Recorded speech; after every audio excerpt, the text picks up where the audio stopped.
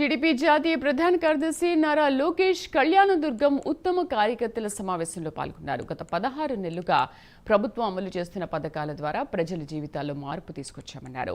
చేసిన మంచిని ప్రజల్లోకి తీసుకెళ్లాలి, ప్రతి కార్యకర్త క్షేత్రస్థాయిలోకి వెళ్లి ప్రజలతో మమేకం కావాలని పిలుపునిచ్చారు.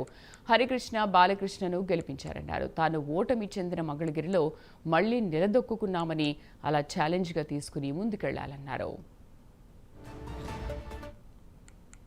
తెలుగుదేశం పార్టీ అంటే అనంతపురం అంటే తెలుగుదేశం పార్టీ.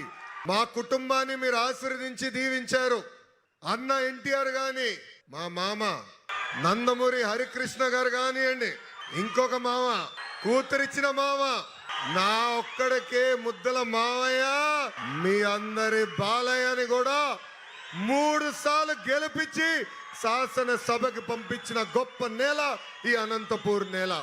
నేను నవ్వుతూ ఎప్పుడు అంట, ప్రజలకి బాబు గారు కష్టకాలాల్లోనే గుర్తొస్తారని. ఆయన అన్ని సెట్ చేస్తారు, మళ్ళీ ప్రజలు మర్చిపోతారు.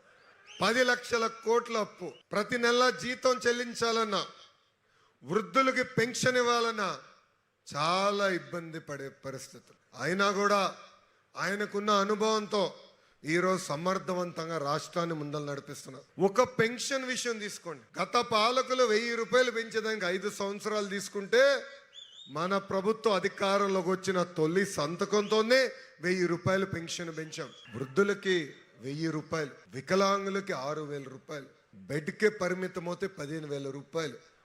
భారతదేశంలోనే ఏ రాష్ట్రంలో కూడా ఇంత పెన్షన్ ఇవ్వట్లేదు. డిఎస్సి విషయం గురించి కూడా మాట్లాడాలి.